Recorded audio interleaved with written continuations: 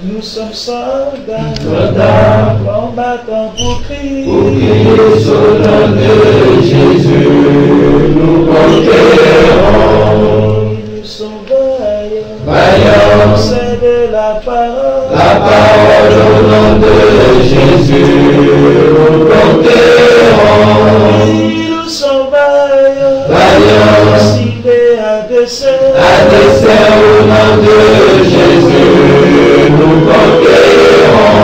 Nous sommes vaillants, Vaillants, cités à dessein au nom de Jésus, nous conquérons. Quels qu'ils soient les effets, Nous conquérons au nom de Jésus, nous conquérons.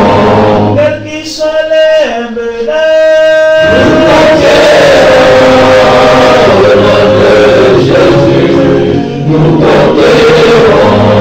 quels qu'ils soient les mensonges, Nous conquérons au nom de Jésus, nous conquérons.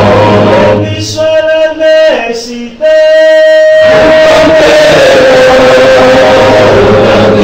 Jésus, nous conquérons. nous sommes vaillants, Vaillants, cités à dessein au nom de Jésus, nous conquérons. Nous sommes vaillants, Vaillants, cités à dessein au nom de Jésus, nous conquérons. Nous sommes vaillants, Vaillants, c'est de la parole au nom de Jésus, nous conquérons. Nous sommes vaillants, Vaillants, cités à dessein au nom de Jésus, nous conquérons. quels qu'ils soient les mensonges,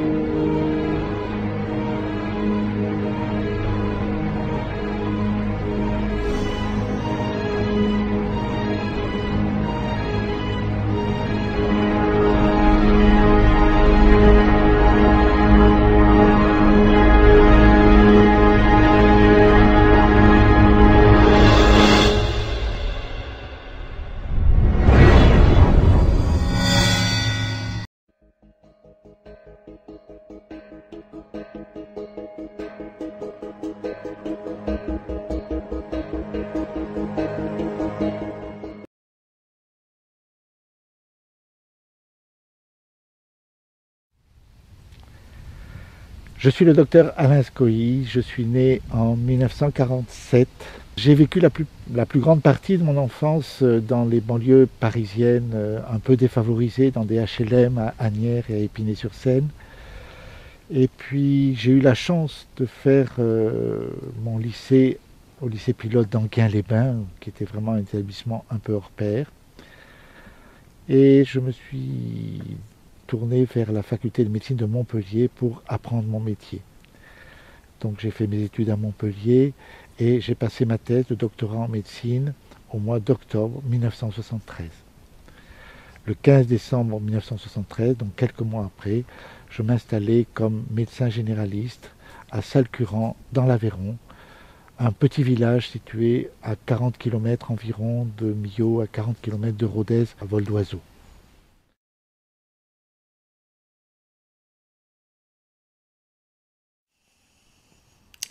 Bon, alors à Salcurant, je me suis retrouvé médecin généraliste d'un petit village à 40 km de la ville la plus proche, de la clinique la plus proche. Et par conséquent, j'ai été amené à pratiquer véritablement la médecine générale. Et ça commençait par l'obstétrique, on faisait le suivi des femmes enceintes. J'allais les accoucher dans la clinique, soit de Millau, soit de Rodez. Et puis, je faisais le suivi des bébés, donc toute la pédiatrie, toute la diététique du bébé, les enfants, les adultes, les vieillards, l'accompagnement aux mourants. On faisait absolument une médecine très, très, très complète et c'était un travail extrêmement intéressant. À l'époque, j'étais jeune et c'était pour moi une grande fierté d'être responsable d'un village entier. Et, et bien sûr, je pratiquais la médecine telle qu'on me l'avait enseignée, avec les antibiotiques, la cortisone, les anti-inflammatoires, toutes les substances officielles. Et j'étais d'ailleurs très ami avec mon pharmacien, puisque j'étais un bon prescripteur, et pour cause. J'étais aussi le médecin des pompiers, j'assurais les campagnes de vaccination systématiques et obligatoires dans les écoles avoisinantes et celles de Salcurant. Alors il faut savoir, le pays était très rude. L'altitude, c'était entre 900 et 1100 mètres d'altitude. C'était un plateau granitique battu par les vents, avec des hivers qui duraient du mois d'octobre jusqu'au mois de mai inclus, avec des fois des chutes de neige très très importantes encore au mois de mai. Mais il faut dire quand même que c'était pas très pollué. Encore à l'époque, il n'y avait pas autant de pesticides qu'aujourd'hui, il n'y avait pas tant d'engrais, c'était une région d'élevage. Les paysans tuaient leurs cochons chaque année. C'était encore assez traditionnel, on peut dire. Pourtant, j'ai été absolument stupéfait de constater, dès ma première année d'activité dans ce village, la mauvaise santé des enfants que je suivais, donc de A jusqu'à Z. J'avais en moyenne entre 10 et 20 naissances par an. Donc c'était déjà une bonne base de travail et une bonne base d'évaluation. Et ces enfants auraient dû être acclimatés. Ils étaient dans ce pays au travers de leur généalogie, de leurs ancêtres depuis toujours. Or, ils étaient malades entre 20 et 25 jours par mois, et c'était des maladies particulièrement graves, puisque ça allait de la bronchiolite asphyxiante, de la laryngite trétuleuse, des gastro-entérites, des déshydratations aiguës. Ça n'arrêtait pas, et des fièvres à 40, et c'était sans arrêt des antibiotiques, de la cortisone, et au point que très très vite, je me suis tourné vers l'homéopathie pour essayer d'avoir d'autres solutions thérapeutiques, parce que c'est vrai que c'est quand même pas anodin, tous ces médicaments-là. Et puis, malheureusement, l'enfant retombait malade 8-10 jours après, c'était toujours pareil, quoi. Et par conséquent, j'ai commencé à me poser des questions. Je me suis dit, c'est pas normal. Je ne pouvais pas accepter une situation pareille. Et donc, mon premier réflexe, ça a été de remettre en cause l'alimentation. Parce que c'est vrai que à cette époque-là, les pédiatres arrivaient progressivement sur le marché de la médecine générale, et il prenait petit à petit une influence de plus en plus prépondérante par rapport au suivi des enfants, et en particulier dans les villes. Et les généralistes qui tentaient de conserver leur clientèle, évidemment, récupéraient leurs recettes, leurs innovations. Et c'est vrai qu'à cette époque-là, l'allaitement maternel n'était pas du tout à la mode. On donnait des biberons à tous les enfants et très très tôt, on les mettait à la viande, à l'alimentation diversifiée. Des choses même aberrantes quelque part, puisque les prématurés, au lieu de leur donner du lait, on leur donnait du jus de viande, soi-disant que c'était plus digeste. Voilà. Et donc mon premier réflexe a été de me dire, ben, peut-être c'est cette alimentation un peu trop moderne qui les perturbe, qui les fragilise. Et par conséquent, pendant des mois, j'ai bûché les livres du docteur Paul Carton et j'ai essayé de revenir à plus de bon sens, à plus de naturel. Et donc j'ai demandé aux mamans d'allaiter leurs enfants au moins jusqu'à 6 mois complètement, et puis ensuite progressivement d'introduire une alimentation diversifiée mais extrêmement douce, avec de l'œuf en mélange, avec des aliments pas déconcentrés par des cuissons à 2 eaux, etc. Et j'ai fait ça pendant 1 an environ, et au bout d'1 an, j'ai constaté que ben non, il n'y avait pas la moindre amélioration. C'était toujours la même chose. Et c'est alors que je me suis dit, il y a quand même autre chose.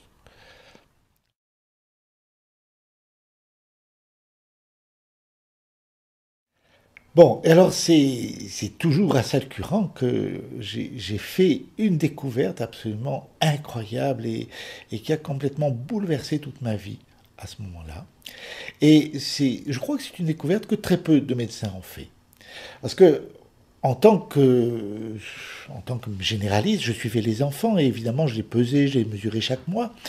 Et puis, je notais ça sur le carnet de santé, mais quelque part, je notais sans prendre conscience d'une réalité incroyable, c'est que un petit bébé s'agrandit et s'agrossit. Et bon, ça vous allez me dire, c'est normal, tout le monde le sait, mais s'agrandit de 4 à 5 cm par mois et ça grossit de 500 grammes à 1 kg par mois les 9 premiers mois de la vie. Et cette poussée de croissance qui est absolument colossale, elle est évidemment très très très dévitalisante et fatigante. Enfin, elle ne devrait pas être dévitalisante, mais elle est très fatigante pour l'enfant. On sait parfaitement que l'enfant mesure environ 50 cm à cette époque-là, à la naissance. On sait qu'un adolescent de 1,50 m qui grandit de 1 cm par mois est épuisé. Et là, imaginez, faites une règle de 3, imaginez un adolescent qui grandisse de 12 à 15 cm par mois, mais il va être grabataire. Et c'est d'ailleurs pour ça, probablement, que les bébés ne marchent pas avant je ne sais quel âge, avant 1 an en général. Bon. Et donc j'ai découvert ça. J'ai découvert que, eh bien, ces bébés grandissaient et grossissaient de façon incroyable. Ils avaient une poussée de croissance tout à fait exceptionnelle, et ça jusqu'à l'âge de 9 mois. Et je me suis dit, pendant cette période, ces 9 premiers mois, on leur inocule des maladies atténuées, artificielles, au travers des vaccins. Alors, je n'ai jamais remis en cause à cette époque-là l'intérêt des vaccinations. Je me suis dit simplement, peut-être qu'il n'y a pas d'urgence pour les vacciner contre le tétanos, la diphtérie, la polio, ou des choses comme ça, avant 9 mois. On a le temps. On peut commencer les vaccinations seulement après avoir passé cette poussée de croissance colossale.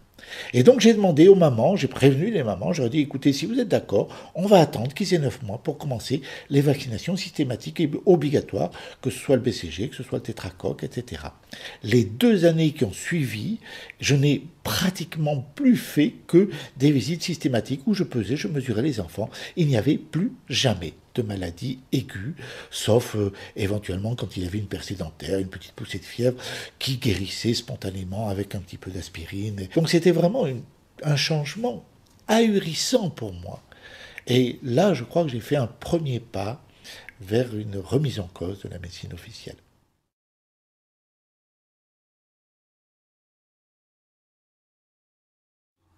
En juin 1978, j'ai quitté Salcurant, j'ai quitté l'Aveyron pour venir m'installer comme homéopathe à Orange dans le Vaucluse.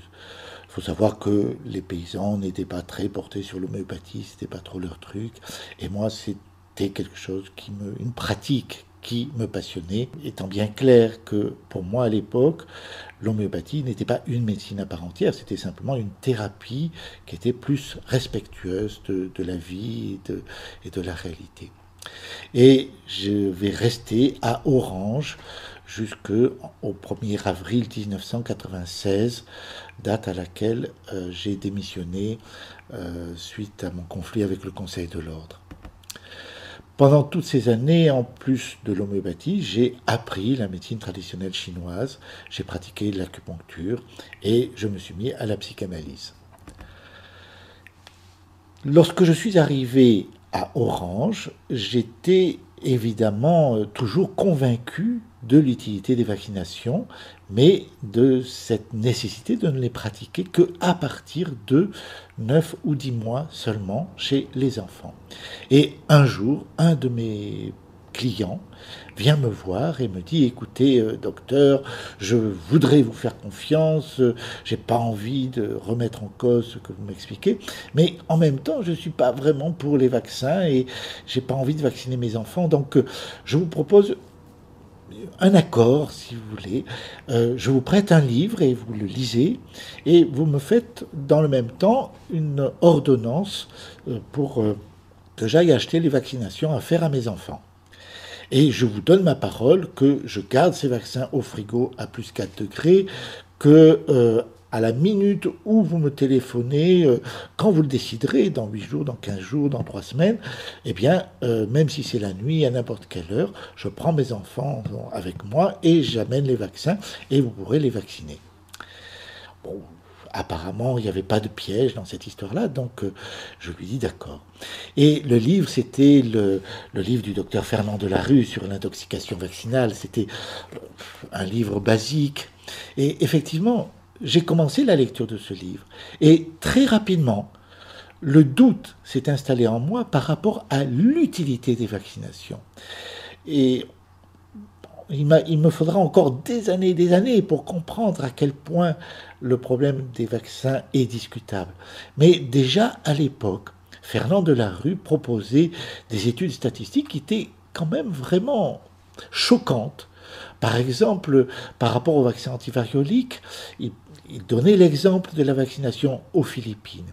En 1905, la variole était endémique et il y avait environ 10% de mortalité par an à cause de la variole dans les Philippines et dans l'ensemble de ces îles.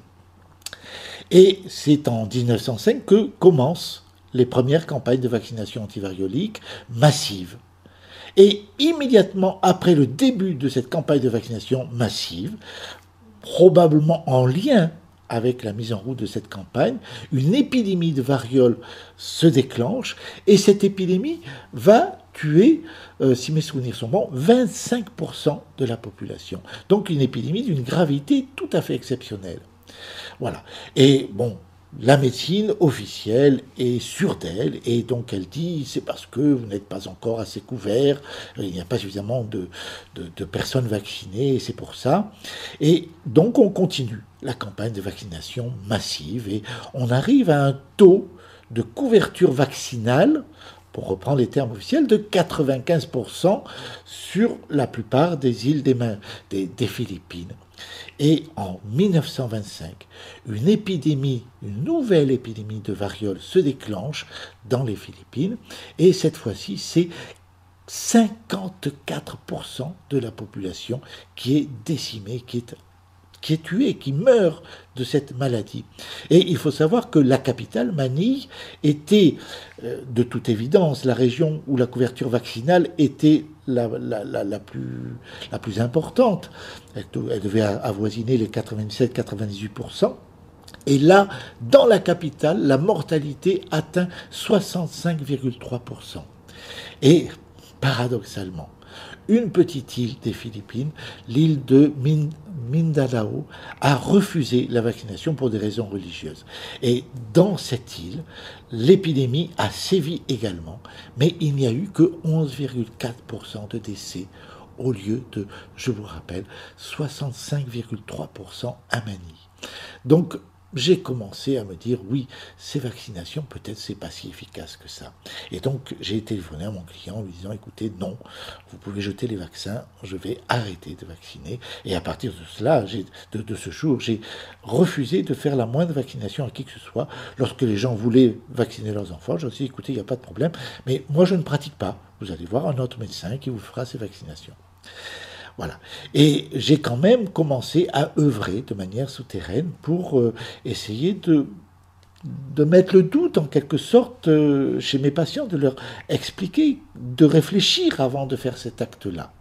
J'étais encore très très loin de la vérité. Je la comprendrai que 18 ans plus tard, en 1997, avec un article du docteur Garnier du Centre antipoison de Paris par rapport à l'aluminium.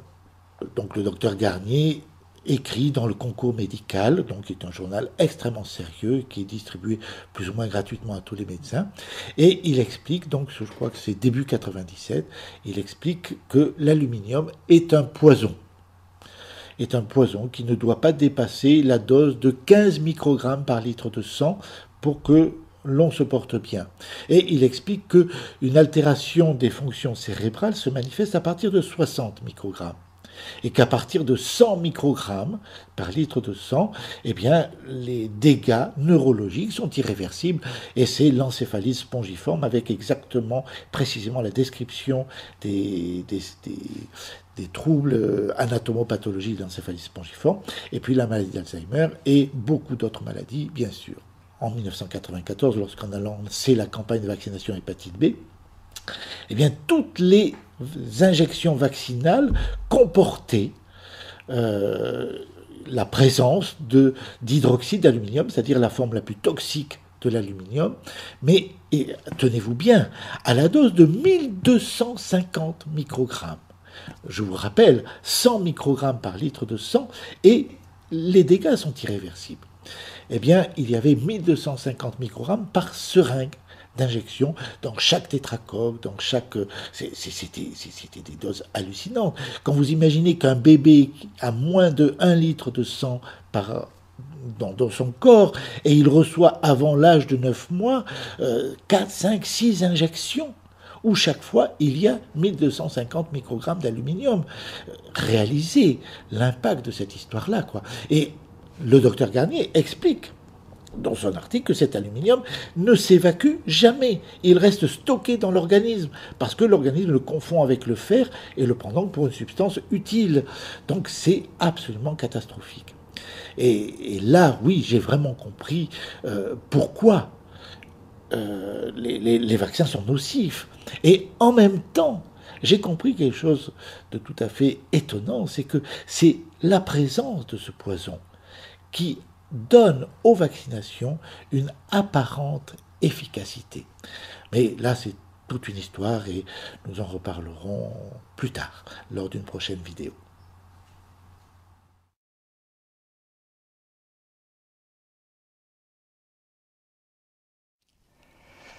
Arrive alors l'année 1994, et l'année 1994, c'est le lancement de la campagne de la vaccination hépatite B dans les collèges et les lycées de France. Et c'est alors que je suis entré vraiment en lice dans cette guerre contre les vaccinations, que j'avais commencé de façon très, très calme jusque-là. Pourquoi ? Eh bien, il faut savoir que le vaccin hépatite B est un vaccin complètement révolutionnaire. Il y a toujours le même adjuvant de l'immunité, on l'a vu, mais surtout, ce qui est important, c'est que c'est un vaccin qui est fabriqué par génie génétique. Et ça, c'est la première fois. Jamais aucun autre vaccin jusque-là n'a été proposé avec ce mode de fabrication. Les laboratoires pharmaceutiques, que ce soit l'Institut Pasteur, le laboratoire SmithKline-Bisham, etc., reconnaissaient alors de façon tout à fait notoire et officielle qu'il ne serait possible de juger de l'intérêt et de l'efficacité de cette campagne de vaccination et de son éventuelle nocivité que 20 ans plus tard. Ça veut dire que l'État français, qui a payé la campagne publicitaire en faveur de ce vaccin, qui a payé la vaccination, eh bien, l'État français devenait l'expérimentateur des laboratoires par rapport à cette nouvelle vaccination, à ce nouveau type de vaccin. Et là, c'était quand même, à mon avis, excessif parce que on utilisait nos enfants, et je suis moi-même père de nombreux enfants, donc pour moi c'est important, on utilisait nos enfants comme cobayes. Donc là, je suis vraiment entré en lice et de la manière la plus simple possible. Je me suis dit, je vais simplement écrire à mes confrères pour leur expliquer que peut-être il faudrait être prudent. D'autant plus que le code de déontologie médicale nous interdit d'utiliser des procédés thérapeutiques qui ne sont pas suffisamment éprouvés. Voilà, donc j'ai écrit à tous les médecins, tous mes confrères du Vaucluse, spécialistes ou généralistes, pour leur recommander la prudence. Donc c'était une longue lettre qui certainement a dû les saturer un peu et les fatiguer, mais bon, il faut reconnaître, j'étais encore relativement jeune. Voilà. Et évidemment, c'est un travail colossal de faire un routage de lettres comme ça sur je crois, largement un bon millier de médecins.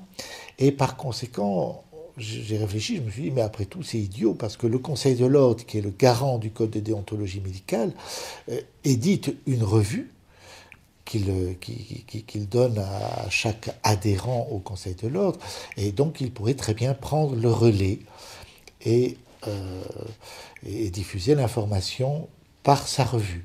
Et donc j'ai écrit au Conseil de l'Ordre en lui demandant donc de diffuser cette information.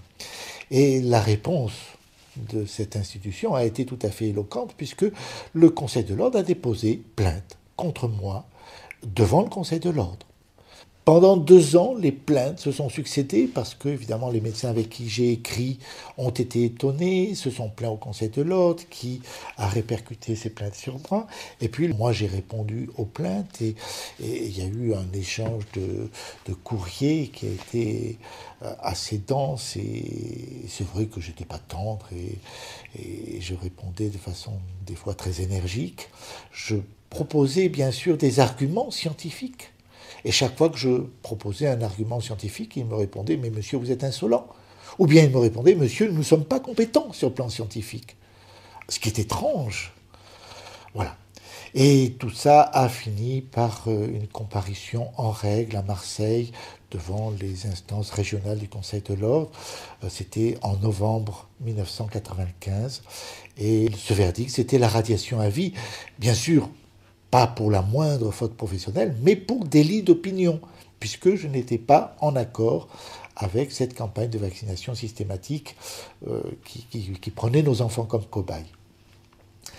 Alors lorsque j'ai reçu ce verdict, auquel je ne m'attendais absolument pas, je pensais à un avertissement, un blâme éventuellement, mais pas au-delà, eh bien j'ai fait appel de cette décision devant les instances nationales, ce qui est suspensif, c'est-à-dire que je restais toujours, j'avais toujours l'autorisation d'exercer, mais en même temps, je me suis dit, je ne peux pas rester membre de cette institution, parce que vraiment, moralement, c'était inacceptable pour moi. Et donc, j'ai démissionné. Et j'ai démissionné à la date où prenait effet, logiquement, ma radiation, c'est-à-dire au 1er avril 1996. Alors, il faut être bien clair. Je suis toujours docteur en médecine. Qu'on le veuille ou non, c'est une réalité. Il faut savoir que mon diplôme a été reconnu par les autorités espagnoles depuis mon exil à Madrid, enfin en Espagne. Et donc là, il n'y a aucun problème. Mais je n'ai pas le droit d'exercer mon métier. Voilà, c'est pas la même chose. Je suis toujours docteur en médecine. En principe, quand on fait appel, comme ça, on est jugé ensuite par les instances nationales. Et la plupart des médecins, lorsqu'ils font appel pour une plainte, eh bien, il faut 3 à 4 ans de délai pour comparaître au niveau national. Eh bien, pour moi, 6 mois après, je comparaissais à Paris et là, la condamnation a été confirmée, alors que je ne faisais plus partie de cette institution et donc ils n'étaient plus compétents pour me juger. Mais ils ont confirmé néanmoins la radiation à vie pour délit d'opinion.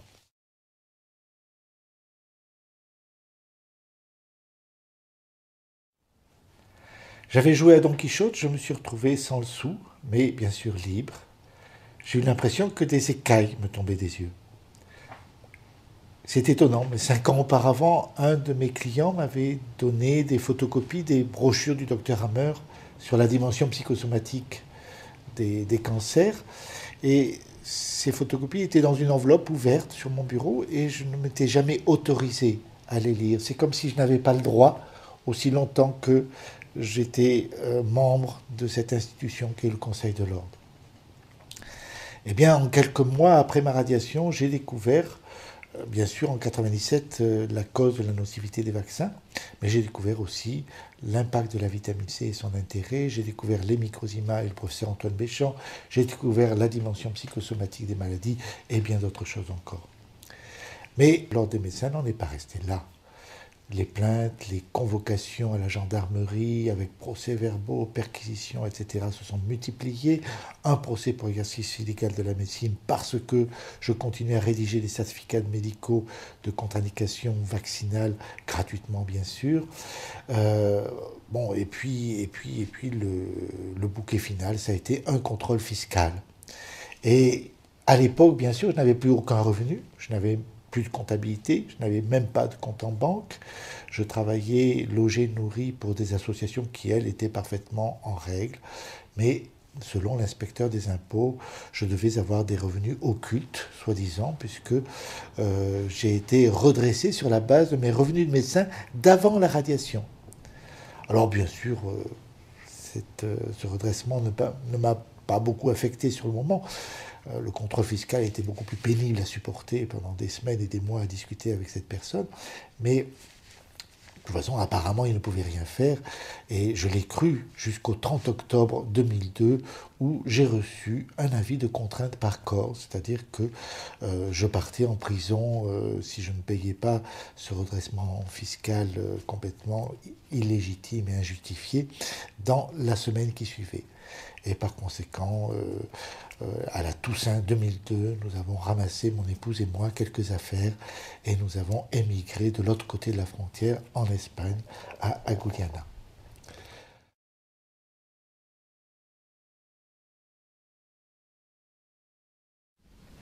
Alors, parmi les grandes découvertes que nous avons fait, mon épouse et moi-même, depuis 2002, depuis que nous sommes à Agudiana, il y a d'abord et avant tout toute la dimension de la biologie microscopique avec les découvertes du professeur Antoine Béchamp autour des microzymas qui sont confortés aujourd'hui par les biologistes modernes, ce qu'ils appellent les nanobactéries.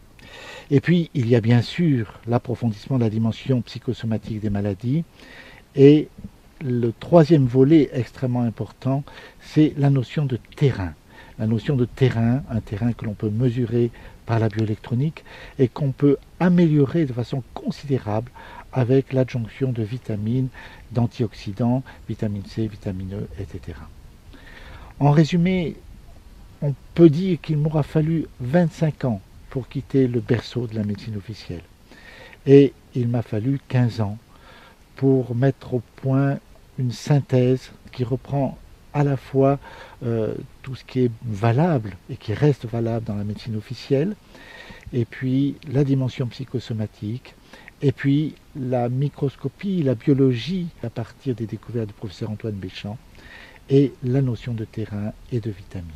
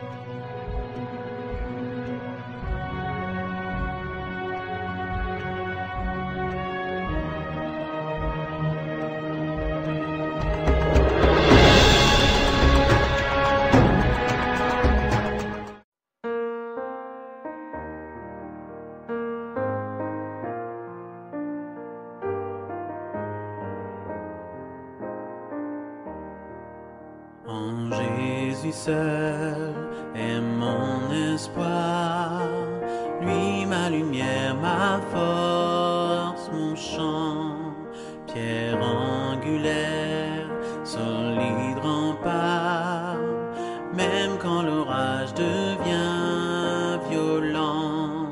Oh quel amour, oh quelle paix, les luttes cessent, la peur se tait, mon réconfort, mon plus grand bien, dans l'amour du Christ je me tiens.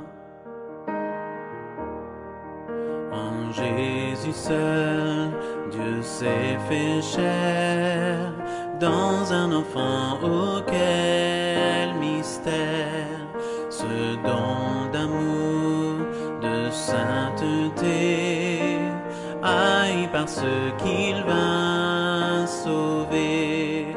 Jusqu'à la croix, il s'est livré, sur lui la colère est tombée, tous mes péchés, il les a pris, par la mort de Jésus, je vis.